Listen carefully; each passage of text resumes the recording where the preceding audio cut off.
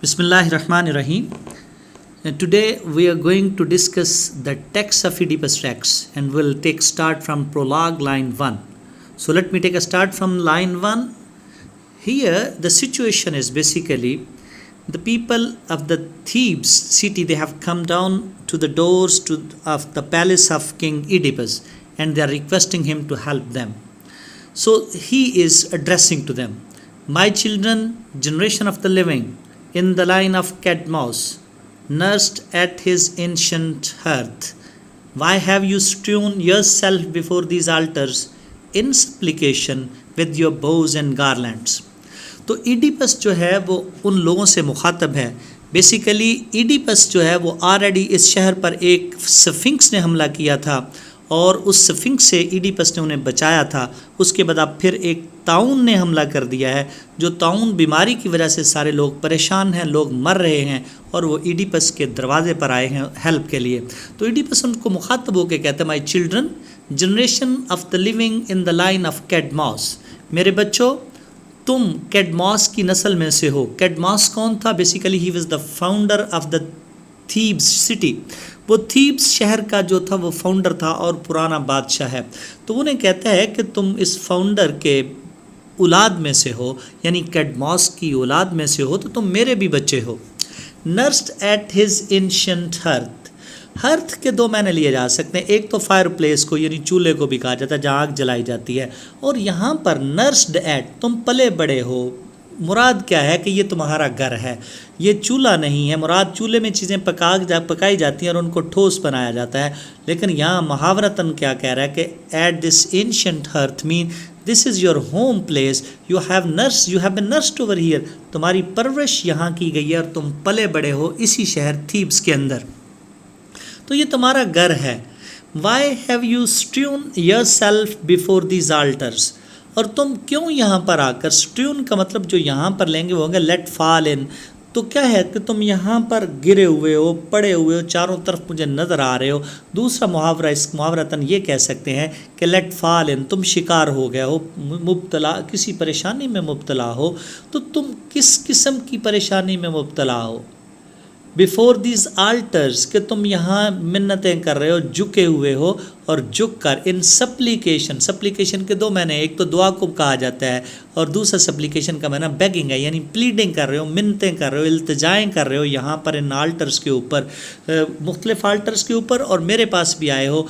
तो क्या वजह है, तुमने अपने आप को इस हालत में क्यों ला खड़ा किया है, या इस हालत में तुम क्यों आ चुके हो, क्या वजह है? विद योर बोज एंड गारलैंड्स, और तुम्हारे हाथों में बोज भी हैं और गारलैंड्स भी हैं.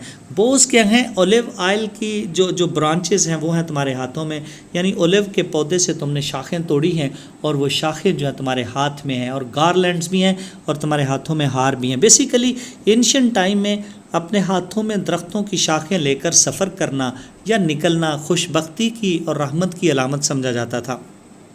तो कहते हैं तुम्हारे हाथों में जो शाखें हैं ये इस चीज़ की इंडिकेशन कर रही हैं कि तुम रहमत की तलाश में हो, तुम शफा की तलाश में हो. So with your boughs and garlands, तो तुम ये बैगिंग कर रहे हो. क्या वजह है, किस चीज़ ने तुम्हें बैगिंग करने पे मजबूर किया है? The breath of incense rises from the city. Breath से यहाँ मुराद हवा है, सांस नहीं है. मुराद क्या है? पूरी जो फ़ज़ा है. ऑफ इंसेंस राइजेज, तो ब्रेथ ऑफ इंसेंस राइजेज मुराद क्या है कि हवा उठ रही है. इंसेंस का माना बेसिकली जो है वो सेंट है, एक बर्निंग स्मेल को कहा जाता है.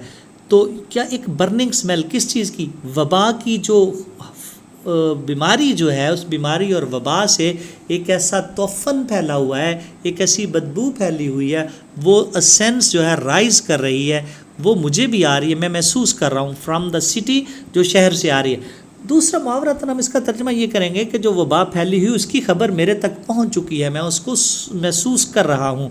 With the sounds of prayers and lamentation, और इस शहर की जो फ़ज़ा है साउंड ऑफ प्रेयर से यानी दुआओं की आवाज़ से, एंड लेमेंटेशन और मातमी अंदाज से निकलने वाली जो आवाज़ें हैं उनसे ये पूरा शहर भरा हुआ है. यानी शहर के चारों तरफ लोग लेमेंटेशन कर रहे हैं, प्रेयर्स कर रहे हैं, और वो फ़ज़ा के अंदर जो आवाज़ें गूंज रही हैं मुझे सुनाई दे रही हैं. Does mean I am well aware of all these facts which are happening over here. जो वबा फैली है मुझे उससे पूरी तरह खबर है. Children, I would not have you speak through messenger. मेरे बच्चों, मैं तुम्हारे साथ किसी मैसेंजर के, यानी मेरे बच्चों मुराद मेरे लोगों, मैं किसी मैसेंजर के ज़रिए तुमसे बात नहीं करना चाहता हूँ। फिर क्या हुआ, लाइन नंबर 8 में चलते हैं। And therefore I have come myself to hear you, इसलिए मैं ये खुद आया हूँ। किस लिए आया हूँ? टू हियर यू, ताकि मैं तुम्हारी इल्तजाएं, तुम्हारी बातें, तुम्हारी गुजारिशात को सुन सकूँ।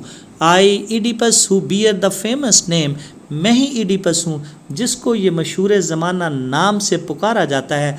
मेरा ही नाम ईडिपस है और यही मशहूर ज़माना नाम है। तो मैं तुमसे खुद मुखातब होने के लिए आ गया हूँ।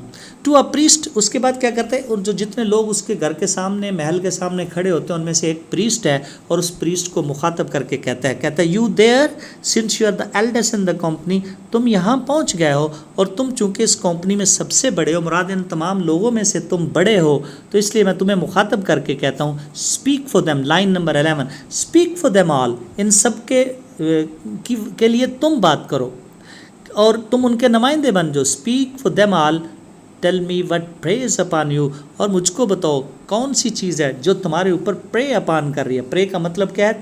तुम्हें शिकार कर रही है, तुम्हें हंट कर रही है या तुम्हें किल कर रही है। कौन सी चीज़ है या वो बीमारी जो है जो तुम्हें कत्ल कर रही है, तुम्हें मार रही है, तुम्हें खौफजदा कर रही है, मुझे बताओ। तो इनके लिए तुम बात करो और मुझे बताओ कि कौन सी मुसीबत का तुम शिकार हो।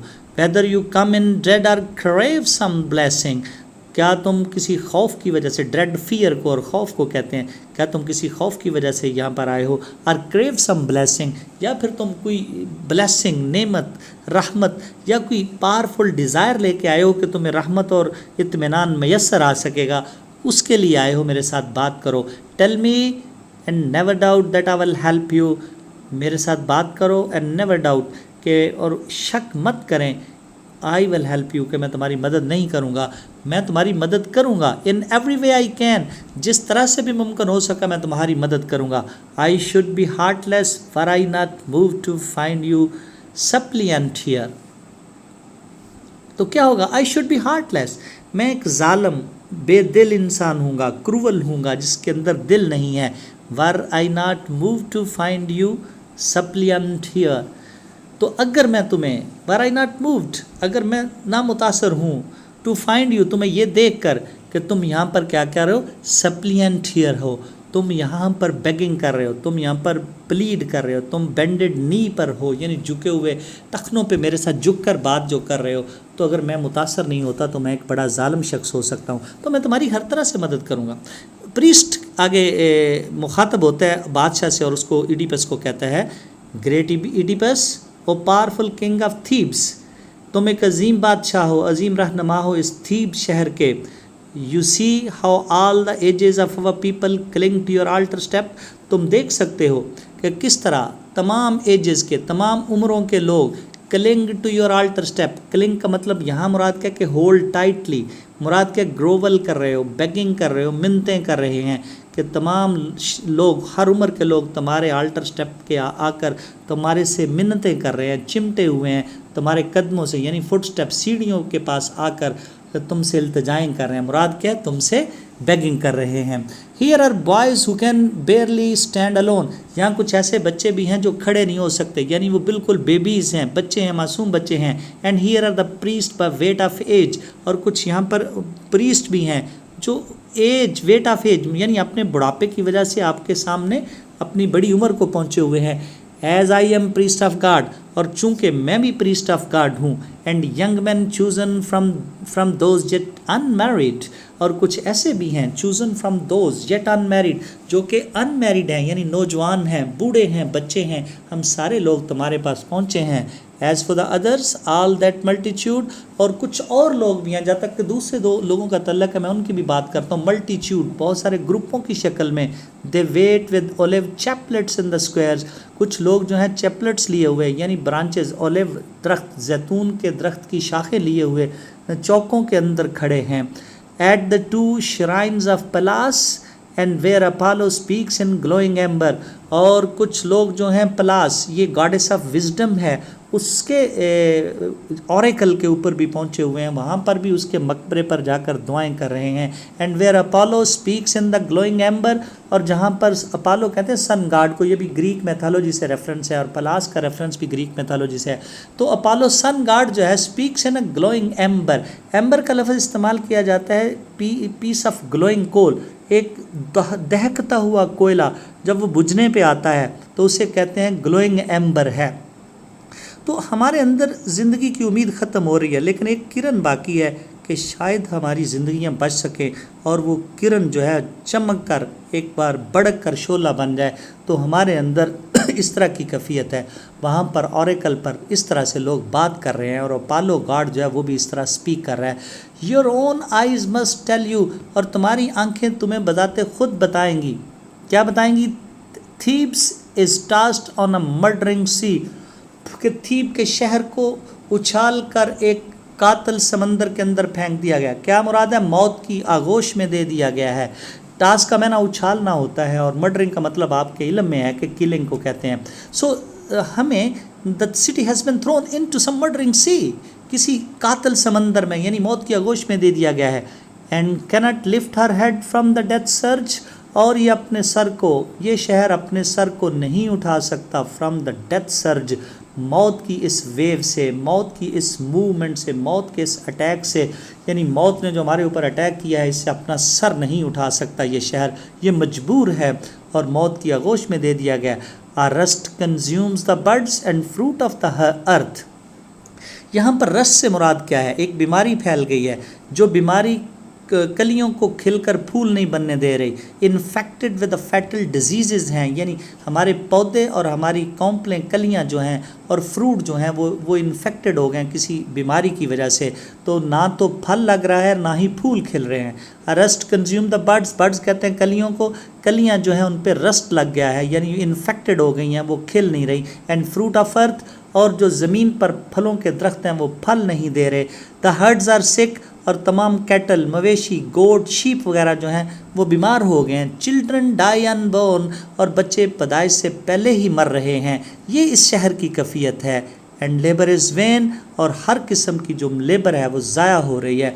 God of plague and fire raids like detestable lightning through the city, और गॉड ऑफ प्लेग यानी ताउन का जो देवता है वो, और आग का देवता जो है, raids like detestable lightning, raid कर रहे हैं हमारे ऊपर, अटैक कर रहे हैं। डिटेस्टेबल लाइटनिंग काबिल नफ़रत, डिसगस्टिंग, इंटेंसिव डिसलाइक के लिए बोला जाता है ये लफ्ज़।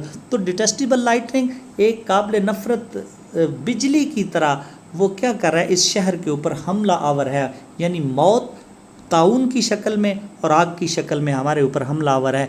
And all the house of Cadmus is laid waste, और तमाम कैडमॉस का जो शहर है वो क्या है, लेड वेस्ट, इस वक्त डिस्ट्रॉय हो चुका है, रूंड हो चुका है, रूंड हो चुका है, तबाही की तरफ जा रहा है। ऑल एम्प्टीड, तमाम शहर जो है वो उसकी गलियां खाली हो चुकी हैं। एंड ऑल डार्कन्ड, और तमाम की तमाम तारीख हो चुकी हैं, मुराद वहाँ रोशनी नहीं है, उम्मीद नहीं है। Death alone battens upon the misery of Thebes, और मौत जो है तनहा बैटन्स अपान, बैटन का मतलब होता है ग्रोइंग फैट लाइक लीच, मुराद है कि किसी के खून पे पलना। तो ये हमारे खून पे पल रही है, मौत हमारे खून पर पल कर ऐसे है जैसे लीच की तरह बढ़ती जा रही है। Batten upon the miseries of Thebes, वो इस शहर की मिजरीज के ऊपर ऐसे बैठी है कि इसका खून चूस रही है, और खून चूस कर वो बढ़ती जा रही है। हमारी ये कैफियत है, हम इस हालत में तुम्हारे सामने आए हैं। You are not one of the immortal gods we know, और हम जानते हैं कि तुम एक इमोर्टल गॉड नहीं हो, ना मरने वाले देवता नहीं हो, तुम भी एक इंसान हो, तुम्हें भी मौत आ जानी है, और ये हमारे इल्म में है। Yet we have come to you to make our prayer as to the man surest in mortal ways, ताहम हम एक ऐसे शख्स के पास इल्तिजा लेकर आए हैं जो इंसानों में सबसे यकीन दिला सकता है, और उसके ऊपर हमें यकीन है। मॉर्टल वेज में इंसानी रस्तों और तरीक़ों से, मेथड से वो हमें बचा सकता है। As wisest in the ways of God, और वो अक्लमंद भी है in the ways of God, ऐसे जैसे कि कोई देवता उसके अंदर बोलता है। So he is one of the best man to whom we have come down over here in order to seek help. हम तुमसे ये हेल्प लेने के लिए यहाँ पहुँचे हैं, और तुम हमारी मदद करो जिस तरह भी मुमकिन हो सकता है। We have come to you over your altar, over your door, and just we are seeking help, आप हमारी मदद करें। तो इस तरह से क्या है कि वो ईडिपस रेक्स के दरवाजे पर जो क्या हैं इल्तिजा करने आ रहे हैं ताकि किसी शक्ल में उन्हें यहाँ से रिलीफ मिले। So the next lines from line 38 onward we will discuss it.